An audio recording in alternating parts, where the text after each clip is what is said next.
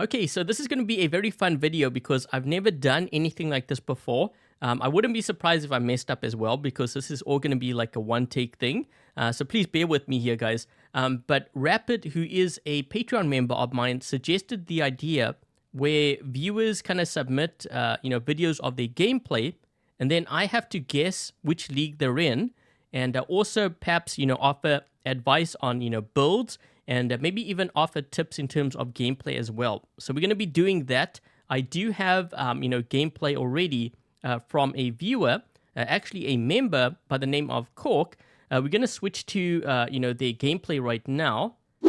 Okay, so hopefully that works. And yeah, this is Kalk's Hangar. So we have a couple of MK1 level 9 bots, the Erebus, the Aphian, Demeter, MK1 level 10 Skyros, MK3 Fenrir, and it looks like a maxed out Baihu Luchador. I see level 150 here, but I'm not sure about his weapons and modules. The other thing I'm looking at is his hangar composition, like how many tanks and how much range does he have. So we have two bots with range, the Demeter with pulsar weapons, the Aphian with Labris. Okay, we have ready one tank. I guess you can call the Skyros a tank, but it is your beacon runner, so chances are you're probably going to end up losing this first if you run it first. So not too much range. Based on what I'm seeing here, I would say I'm leaning more towards Expert, but more likely Master League. Okay. So let's go ahead. Let's play the gameplay. Looks like we are selecting Beacon Rush, and I'll try not to talk too much. I might comment on a couple of things, and then I'm gonna go back and analyze, the gameplay and also the builds as well. What I would have done differently. Okay, so we are starting with the Skyros first. I'm also looking at his teammates and, his opponents. What are they running? I'm already seeing lasers. Okay, so we have, it looks like a Scorpion. I saw a Scorpion here on this, that left side. Looks like we have a Shell. The other thing that I also sometimes look at is how does that player play in terms of, once they get the center beacon, where do they go on the map, and, their teammates as well. So we see a pretty aggressive push here on this right side. Red team has a lot of Mars, and I remember seeing a lot of Mars when I was in Expert. Okay, so he's dropped in with his Erebus.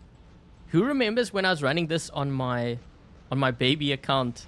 It's actually pretty effective too.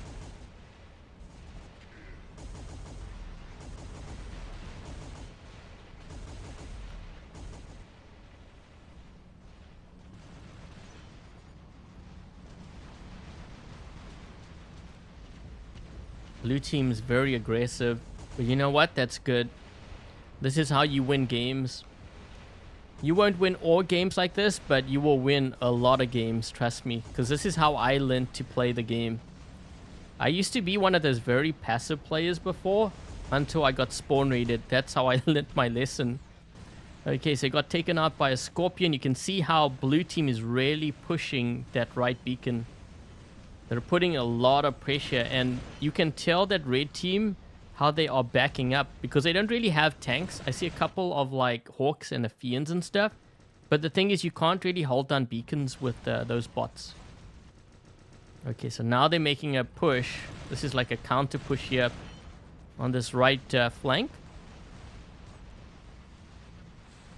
Okay, so he used his phase shift. He actually has another phase shift. Okay, so you got what did he get hit by? Looked like a mothership or something.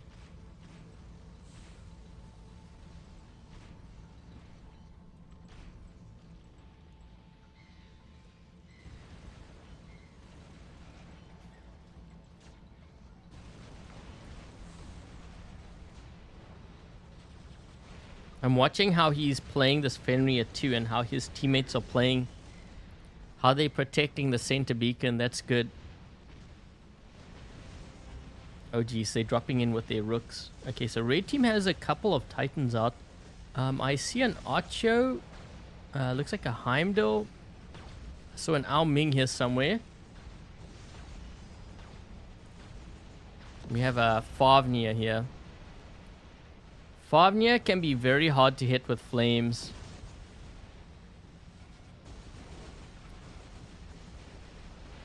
What is that guy running? Wait, he has... Is that Hurricane? Kind of looked like he was firing missiles. Look, that might be the Hurricane weapon. Red team's getting their beacon bar destroyed. Look at their beacon bar. I'm kind of watching that because blue team has 4 beacons here. So the thing is, red team actually has more players if you look at the player count. But that doesn't mean they're going to win because blue team is smart. Because they have 4 beacons, they are driving the red team's beacon bar down faster. So red team can have archers and all that stuff, but unless they get beacons, they can't really stop. They can't stop this push, right? So now they must have got a beacon back. I think their side beacon?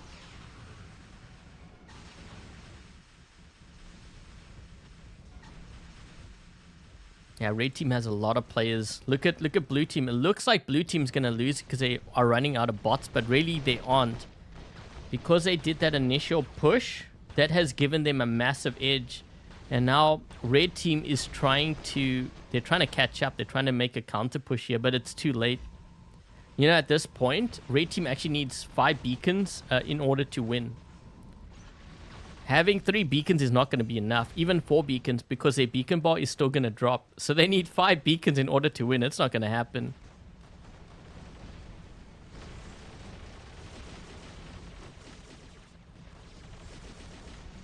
And that is going to be game. Okay, so I don't think there's a score at the end. I think there's going to be like an ad, right? Okay, so we're going to go back. Let's just go back here. And now I'm going to analyze, you know, what I would have done differently, you know, based on what I'm seeing. I think I would have definitely started with the Skyros the same way that Kalk did. By the way, this build is very effective. You know, sonic weapons on here, I would have done the same thing. Okay, so he's going for this beacon. I think what he's doing is he wants to build up that defense, you know, by capturing beacons, because that's how the armadillo works. If he didn't have the armadillo, I would have actually just gone straight to center. But let's see how he handles this, because I know he made this push to the right side. You know what I would have actually done, I think? When I saw all those players on the right side, so if we go back here. So do you see how we see like 4 players, but we see 1 player on this side? I think for me personally, instead of pushing into that strength, I would have pushed into their weakness, which would have been on this flank here. So I would have gone around, and I would have probably attacked their back beacon by taking this route. This way I avoid, you know, basically running into the whole team, because you always want to play your opponent's weakness. You know, you want to really capitalize on that. Okay, so the shell moves in. He kind of messed up with the beam. Speaking of which, that beam's really annoying. I don't know how many times I got caught up on that beam, especially with like a luchador when you're jumping into center. Okay, so he's on this beacon here. These guys are trying to kill him. Now remember, he does attack. Okay, so I don't think I would have attacked here. Okay, I think I would have actually pushed the back beacon. And the reason why I would have done that was because if I go to their back beacon, the chances are all their players will try to kill me. But what I'm doing is I'm dragging them away from this beacon over here. And that would allow me, or at least my team, to capture that right beacon of the, or I should say the enemy's left beacon. Okay, so he did end up going down. Okay, let's see. Hold on. Okay, so I think from what I'm seeing here, did he drop in at center? I think he dropped in at center. Let's see. Okay, so he dropped his Erebus. So one of the things that I'm actually very careful of, if I don't have a tank, so if it's something like the Erebus or like the Aphian, I'm very careful of dropping that bot in at center because it's a very fragile bot. If there's someone back there with a lot of firepower, your fragile bot's going to get wiped out. So I think, even though I know you dropped in there because the enemy was pushed all the way back, I actually prefer to drop in further back. So I would have dropped in on my home beacon and then pushed forward. That way, if the enemy does charge into center, at least I have that distance. I might give up the beacon though, but that's kind of fine. So I think that's what I would have probably done differently, because you never really know what the enemy is, sitting. Like they could have had a behemoth or something there, crisis, and you would have gotten smoked the minute you drop in. If you had like a Fenrir dropping it in, at center, that would have been different because it's tankier. I really like how you are playing your cover here. Notice how he's trying to use his beam as a physical shield. That is very good use of cover.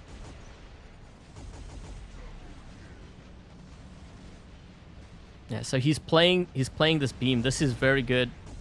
I like seeing players use their cover like that. Okay, so he dropped in again with this. Yeah, I think I would have dropped in further back. I think even more so if you aren't maxed out. Okay, because your bots, like especially this kind of bot, the Aphian or the Erebus, tends to be very fragile. Okay, so he's falling back here. He's falling behind cover. I think this was just more unfortunate. He got hit so bad. I think there was another guy to his left, right? Okay, so he died here. I think he dropped in over here with his Fenrir. Okay, so now he's going to make his way into center, which is good because his beacon is white. So he's going to help his teammate defend the center beacon. This is why you have those tanks. Now I'm looking not only at his teammates, but how he plays the center beacon to defend against the Aphian. Okay, so this is very good. So you notice how he's playing very close to the center there to make sure he gets rid of that Aphian. That's how you want to defend a beacon. Okay, so now he's just getting blinded by those guys. Okay, so one of the things that I think I mentioned earlier, it's very hard to hit Fafnirs with flames. I don't think I would have targeted this guy here. Instead, I would have focused maybe the players on the platform or gone underneath towards their home beacon. Yeah, because what this Fafnir is doing, he's actually dragging you away from their beacon so that you take more damage, but you're also not on that beacon so that his teammates can capture it. So sometimes you have to kind of be careful how players lure you away from, certain parts of the map. Sometimes it's not even the beacon. It could be an area that they're basically leading you into an ambush. Yeah, so now you got hit by the gravity amp. So yeah, what I would have done was I would have pushed here, or I would have just straight up gone for them on the top, just to get that damage in and keep them back on their side of the map. Because red team is really suffering right now. So even like over here, let me just see if I can pause this here. So you see how you are playing this Fenrir. If they have a Newton, he can raise you up. So what I would have done, stay under this covered area and then hit them that way. So for example, staying right over here, because this way his teammates can't hit you from above. Because I think you did kind of go forward a little bit, and I think someone is hitting you from behind. Yeah, so now you're more exposed. So they are dragging you out into the open. So these are the things that I kind of, try to incorporate with my gameplay. I try to keep that in mind because especially if you're playing with lower level bots, you have to kind of really learn to use your cover. And, I kind of mentioned this before. Players need to learn how to, execute the basics really well. So these are the things that you are developing as a player. Like earlier on, how you were using that diagonal beam with your Erebus. That was really well played. Okay, so now we have the Demeter. There was one play here that I really like what you did. So you activated your shield to protect the Rook on your team. I'm watching how you move this Demeter, and you're playing in the circle. That's really well played. Yeah, I really like how you supported the Rook. I'm not sure if you have Jerry Fortune, but that would have boosted your teammates, their damage output. And now you're moving back onto the beacon to protect it because you know they're in trouble. So yeah, there's a couple of things that I would mention as far as your Hangar goes. By the way, that's really well played, and thank you for sharing your gameplay as well. So yeah, I'm kind of leaning more towards Master League, based on what I'm seeing here. A couple of things that I would actually change in terms of your Hangar. So when it comes to the Demeter, more often than not, you are going to be engaging at close range. I don't know if you noticed, like with that game you showed, you teleported to the Rook, but you are using range on your Demeter. For me, I would have preferred like something like Havoc, even Igniters on this thing, because quite often when you are teleporting to help your teammates out, you're fighting at close range. So I think that's one change I would make. It would be nice to see like more tanks. I think if I was running like the Ophion, for example, I don't know if I would run the Erebus. I'm trying to think like what other kind of tank you could use. You have this. Maybe like a Ravana would complement, I think, this Hangar really well too. Because that way you can, move from cover to cover, at least using the Ravana's Transcendence. Also, it's pretty tanky. Like, it's definitely a lot harder to kill Ravana than it is to kill like an Erebus. Erebus has good firepower though, so I guess it depends on how you want to take these things. But yeah, I think that's the change that I would make to this Hangar. But yeah, this is pretty much what I'm hoping to do with these videos. I'm not sure if I'm going to turn it into like a series or like a live stream. You guys can let me know what you think of this idea in the comment section. And one other thing too, Kalk, if you're watching this, because I know you are going to be watching this video, what league are you in? Comment in the comment section down below, because I would like to know if I got that right. I'm thinking Master League. So anyways, guys, what league do you think Kalk is in based on the Hangar and the gameplay? And with that said, thank you guys for watching. Stay safe, and until the next video, I'll catch you guys later.